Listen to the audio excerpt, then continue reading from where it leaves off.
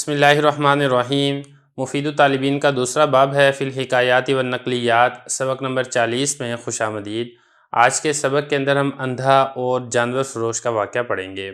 عبارت دیکھ لیں۔ اتا مکفوف نقاسا فقال له اطلب لی حمارا لیس بالصغیر المحتقر ولا الکبیر المشتہر ان خلت طریق تدفق وان کثر الزحام ترفقا لا يصادم في السواری ولا يدخلنی تحت البواری ان اقللت علفہ صبر وان کثرتہ شکر وان رکبتہ ہاما وان ترکتہ ناما فقال له اصبر ان مسخ اللہ القاضی حمارا قضیت حاجتک۔ ترجمہ دیکھ لیں۔ اندھا آیا ہے جانور فروش کے پاس اور اس نے اس سے کہا میرے لیے ایک گدھے کو طلب کر جو اتنا چھوٹا بھی نہ ہو کہ اس کو حقیر سمجھا جائے اور اتنا بڑا بھی نہ ہو جو مشہور ہو جائے۔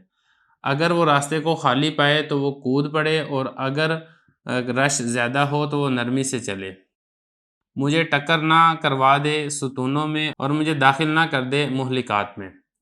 اگر میں کم کروں اس کے چارے کو تو وہ صبر کرے اور اگر میں زیادہ کروں اس کے چارے کو تو وہ شکر کرے، اور اگر میں اس پر سوار ہوں تو وہ چل پڑے اور اگر میں اس کو چھوڑ دوں تو وہ سو جائے۔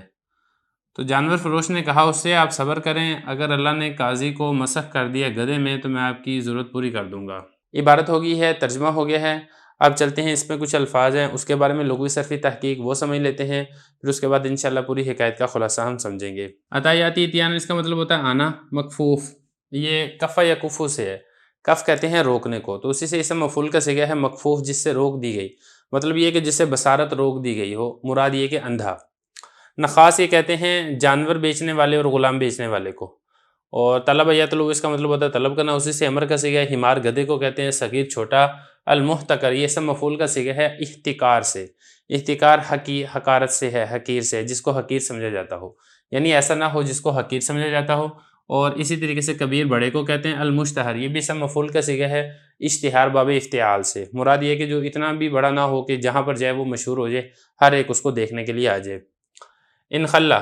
اس کا مطلب ہوتا ہے خلا یخلی تخلیہ، خالی کرنا یا خالی پانا، تو یہاں پہ خالی پانے کے معنی میں ہے۔ اگر وہ راستے کو خالی پائے، تدفقہ یہ تدفقہ کا مطلب ہوتا ہے کودنا، مراد یہ ہے کہ تیزی کے ساتھ چلنا، تدفقہ یا تدفق تدفق، باب اس کا آتا ہے تفاعل۔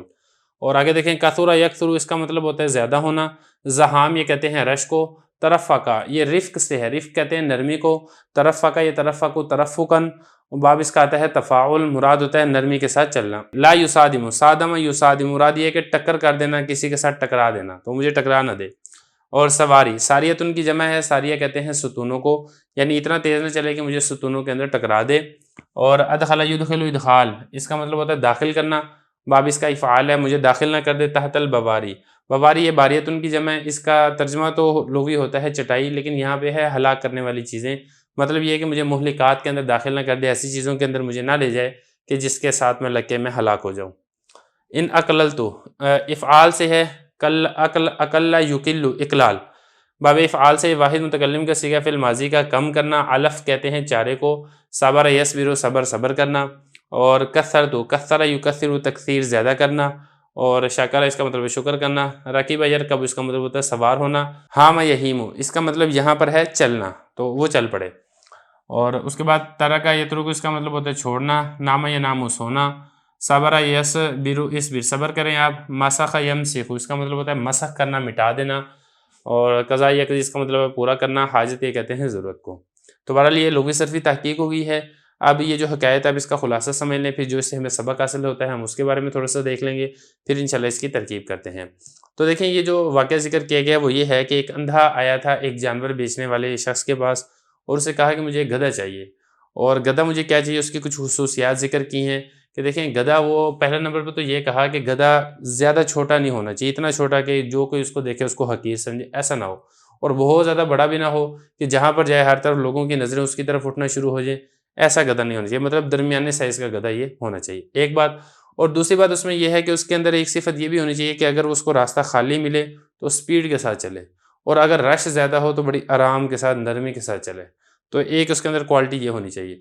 اور پھر اس کے بعد آگے یہ کہا کہ اس کے اندر ایک کوالٹی یہ بھی ہونی چاہیے کہ وہ جو راستے کے اندر جو ستون ہیں یا چٹائیاں ہیں یا اس ایسی جگہ پہ مجھے ٹکرا نہ دے، بڑے احتیاط کے ساتھ جو ہے وہ مجھے لے کر چلے، مہلکات ہلاک کرنے والی چیزوں سے مجھے بچا کر چلے، ایسی اس کے اندر یہ صفت ہونی چاہیے۔ پھر اس میں ایک صفت یہ بھی ہونی چاہیے کہ وہ صابر بھی ہونا چاہیے، شاکر بھی ہونا چاہیے۔ مطلب اگر میں اس کو چارہ کم دوں تو وہ صبر کرے، اور اگر میں اس کو چارہ زیادہ دوں تو پھر وہ شکریہ بھی ادا کرے۔ اور پھر اس کے اندر یہ بھی ہونا چاہیے کہ اگر میں اس کے اوپر سوار ہو جاؤں تو پھر تھکے نہ، بس چلتا رہے جب تک میں رکوں نہ، اور اگر میں اس کو چھوڑ دوں مطلب یہ کہ میں اس کے اوپر سواری نہیں کر رہا ہوں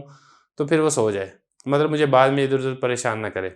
تو ایسی کوالٹیز اور ایسی صفات والا مجھے آپ گدھا دے دیں، وہ گدھا میں نے خریدنا ہے اپنے لیے۔ تو آگے سے جانور بیچنے والے نے یہ کہا کہ آپ ذرا صبر کریں، اگر اللہ تعالیٰ جو شہر کے حاکم ہے اس کو مسخ کر دیتا ہے، اس کی شکل و صورت مسخ کر کے اس کو گدھا بنا دیتا ہے، وہ میں آپ کو دے دوں گا۔ تو پھر آپ، کیونکہ جو آپ ریکوائرمنٹ ہے آپ کی وہ تو کسی گدھے سے تو پوری نہیں ہو سکتی، گدھا تو ایک بے عقل جانور ہوتا ہے، اور جو آپ کی ریکوائرمنٹ ہے اس کے لیے تو ایک بڑا عقل مند دنا آدمی چاہیے، اور ظاہر بات ہے گدھا وہ تو بے وقوف جانور ہے، وہ تو اتنا عقل مند نہیں ہے۔ تو یہ جو آپ کے مطالبات ہیں یہ تو ایک نارمل اور عام گدھے سے پورا ہونا ممکن نہیں ہے۔ تو بہرحال یہ حکایت ہے، اس کا خلاصہ میں نے آپ کے سامنے دہرا دیا۔ اب اس سے ہمیں سبق کیا ملتا ہے؟ دیکھیں، اس سے ہمیں سبق یہ ملتا ہے کہ جو زمینی حقائق ہیں اس کو مد نظر رکھنا چاہیے۔ آپ کوئی ایسی شرطیں نہ لگائیں جس کو زمینی حقائق کے پیش نظر اس کو پورا کرنا ممکن نہ ہو۔ مثال کے طور پہ لوگ رشتہ کرنے کے لیے جاتے ہیں، یا اسی طریقے سے کسی نے ملازم رکھنا ہوتا ہے، یا اسی طریقے سے کسی کو بھیجتا ہے کہ آپ بازار سے کوئی چیز خرید کر لے آئیں، تو ایسی ایسی شرطیں لگا دیتے ہیں کہ ایسی یہ شرطیں پائی ہیں وہ لے کر آنا۔ تو عام طور پہ ویسی چیز مارکیٹ میں ملتی نہیں ہے، تو پھر اس کا نتیجہ کیا نکلتا ہے؟ نتیجہ یہ نکلتا ہے کہ آپ کا وہ کام پورا نہیں ہوتا ہے۔ اگر آپ نے رشتہ کرنا ہے، آپ کو رشتہ نہیں ملتا ہے، آپ کی شرطیں اتنی زیادہ ہیں۔ آپ نے کوئی ملازم رکھنا ہے تو آپ کو ملازم نہیں ملتا ہے کیونکہ آپ کی شرطیں اتنی زیادہ ہیں۔ آپ نے کوئی چیز خریدنی ہے تو آپ نے اس کے اندر شرطیں اتنی زیادہ لگا دی ہیں کہ ویسی چیز مارکیٹ کے اندر ملتی نہیں ہے۔ تو نتیجہ یہ ہے کہ ایک تو انسان کا وقت بھی ضائع ہوتا ہے، اور دوسرا یہ ہے کہ انسان کی انرجی یہ بھی ضائع ہوتی ہے، اور جو کام ہے وہ بھی پورا نہیں ہوتا ہے۔ تو کوئی بھی آپ کام کریں جو زمینی حقائق ہیں، زمینی صورتحال ہے، اس کو مد نظر رکھتے ہوئے پھر آپ کو کام یہ کرنا چاہیے۔ اور دوسرا اس میں یہ ہے کہ اگر آپ کام کر سکتے ہیں تو پھر ٹھیک ہے، اگر آپ کام نہیں کر سکتے ہیں آپ اسے سیدھے طریقے سے معذرت کریں، دھوکہ دینے کی کوشش نہ کریں۔ جیسا کہ اب یہ شخص تھا، اندھا آیا تھا اس کے پاس، جانور بیچنے والے شخص کے پاس، اس کو کہا مجھے ایسا ایسا ایسا ایسا گدھا چاہیے۔ اب اس نے یہ نہیں کہا کہ بھئی اس کو دھوکہ دے دو، ٹھیک ہے جی آپ یہ والا گدھا لے جائیں، جو آپ چاہ رہے ہیں وہ اس گدھے کے اندر ساری صلاحیتیں پائی جاتی ہیں۔ تو کیونکہ اگر وہ ایسا کرتا تو وہ دھوکہ ہو جانا تھا، جھوٹ اور فراڈ ہو جانا تھا۔ اس نے سیدھا سیدھا انکار کر دیا کہ بھئی ایسا تو ممکن نہیں ہے گدھا ہو، یہ تو یہی ہو سکتا ہے کہ اللہ تعالیٰ قاضی کو مسخ کر دیں، وہ اس کو گدھا بنا دے، وہ میں آپ کو دیکھ سکتا ہوں، زمینی حقائق کی روشنی میں ایسا گدھا ہونا ممکن نہیں ہے۔ تو اس سے ہمیں سبق یہ ملتا ہے کہ اگر آپ کام کر سکتے ہیں تو ٹھیک ہے، آپ بتا دیں کہ بھئی یہ والا آپ کا کام ہے، اس طریقے سے ہو سکتا ہے۔ اور اگر جو آپ سے کام کروانا چاہتا ہے وہ اضافی شرطیں لگا رہا ہے جس کو پورا کرنا ممکن نہیں ہے، تو آپ اسے سیدھے طریقے سے اور صاف طریقے سے معذرت کر لیں، اچھے انداز میں، تاکہ کل کو اس کو بھی پریشانی نہ ہو اور آپ کو بھی کسی قسم کی پریشانی کا سامنا نہ کرنا پڑے۔ تو بہرحال یہ حکایت ہے، اس کا ہم نے ترجمہ بھی کر لیا ہے، اس کی لغوی صرفی تحقیق کر لی ہے، اور اسی طریقے سے اس کا خلاصہ بھی ہو گیا ہے، اور جو اس سے ہمیں سبق ملتا ہے وہ بھی ہم نے بیان کر دیا ہے۔ اب چلتے ہیں اس کی ترکیب کی طرف۔ ترکیب اس کی بہت آسان ہے۔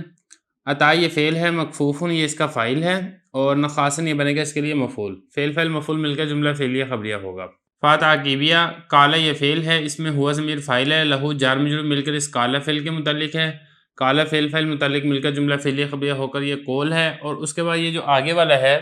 آگے والا بنے گا اس قول کے لیے مقولہ، یہاں تک سارے کا سارے اس قول کے لیے مقولہ ہے۔ اب اس کو دیکھیں، اطلب یہ فعل ہے، اس میں انت ضمیر فاعل ہے، لی جار مجرور مل کر اسی اطلب فعل کے متعلق ہے، ہمارن یہ بنے گا، ہے تو یہ اطلب کا مفعول ہے لیکن اس کو آپ نے بنانا ہے موصوف، اور اس موصوف کی جو صفات ہے نا وہ ساری کی ساری اسی موصوف کی صفات ہیں۔ کیسے؟ لیسا یہ فعل ناقص ہے، اس میں ہوا ضمیر بنے گا اس کا اسم، باہر فجر الصغیر موصوف المحتقر صفت، موصوف صفت مل کر معطوف علیہ، واو حرف عطف، لام الف لا زائدہ، الکبیر موصوف المشتہر صفت، موصوف صفت مل کر معطوف، معطوف علیہ معطوف مل کر جملہ عاطفہ ہو کر با جار کا مجرور ہے، جار مجرور مل کر کائنن شبہ فعل کے متعلق ہو کر یہ لیسا فعل ناقص کی خبر ہے۔ لیسا فعل ناقص اپنے اسم و خبر سے مل کر جملہ اسمیہ خبریہ ہو کر معطوف علیہ، ان حرف شرط ہے، خلا یہ فعل ہے، اس میں ہوا ضمیر فاعل ہے، الطریق یہ مفعول ہے، فعل فاعل مفعول مل کر جملہ فعلیہ خبریہ ہو کر شرط، تدفع کا فعل ہوا ضمیر فاعل، فعل فاعل مل کر جملہ فعلیہ خبریہ ہو کر جزا، شرط جزا مل کر جملہ شرطیہ جزائیہ ہو کر معطوف، واو حرف عطف، ان حرف شرط، کاثورہ فعل، الزحام فاعل، فعل فاعل مل کر جملہ فعلیہ خبریہ ہو کر شرط، ترفقہ یہ فعل، اس میں ہوا ضمیر فاعل، فعل فاعل مل کر جملہ فعلیہ خبریہ ہو کر جزا، شرط جزا مل کر جملہ شرطیہ جزائیہ ہوگا۔ لا یصادم یہ فعل ہے، اس میں ہوا ضمیر فاعل ہے، فی السواری جار مجرور مل کر اسی لا یصادم فعل کے متعلق ہے، فعل فاعل متعلق مل کر جملہ فعلیہ خبریہ ہوگا۔ واو حرف عطف لا یدخل فعل ہے، اس میں ہوا ضمیر فاعل ہے، نون وقایہ کی یا ضمیر مفعول ہے، تحت مضاف، البواری مضاف الیہ، مضاف مضاف الیہ سے مل کے اس کے لیے بن جائے گا مفعول فی، یدخل فعل فاعل مفعول فی سے مل کر جملہ فعلیہ خبریہ ہوگا۔ آگے دیکھیے ان حرف شرط ہے، اقللت فعل تو ضمیر فاعل، علفہ مضاف مضاف الیہ سے مل کر اس کا مفعول ہے، فعل فاعل مفعول مل کر جملہ فعلیہ خبریہ ہو کر شرط ہے، صبر فعل ہوا ضمیر فاعل، فعل فاعل مل کر جملہ فعلیہ خبریہ ہو کر جزا۔ واو حرف عطف ہے، ان حرف شرط ہے، کثرت یہ فعل ہے، ہو ضمیر فاعل اور اس میں یہ جو ضمیر ہوا ضمیر اس میں فاعل ہے اور ہو ضمیر یہ بنے گا اس کے لیے مفعول، فعل فاعل مفعول مل کر جملہ فعلیہ خبریہ ہو کر شرط ہے، شاکرہ یہ فعل ہے، اس میں ہوا ضمیر فاعل ہے، فعل فاعل مل کر جملہ فعلیہ خبریہ ہو کر جزا ہے، شرط جزا مل کر جملہ شرطیہ جزائیہ ہوگا۔ واو حرف عطف ہے، ان حرف شرط ہے، رکبتو یہ فعل ہے، اس میں تو ضمیر فاعل ہے اور ہو ضمیر یہ بنے گا اس کے لیے مفعول، فعل فاعل مفعول مل کے جملہ فعلیہ خبریہ ہو کر شرط، ہاما فعل ہوا ضمیر فاعل، فعل فاعل مل کے جملہ فعلیہ خبریہ ہو کر جزا، شرط جزا مل کر جملہ شرطیہ جزائیہ۔ واو حرف عطف ہے، ان ترکتو یہ فعل ہے، تو ضمیر اس میں فاعل ہے،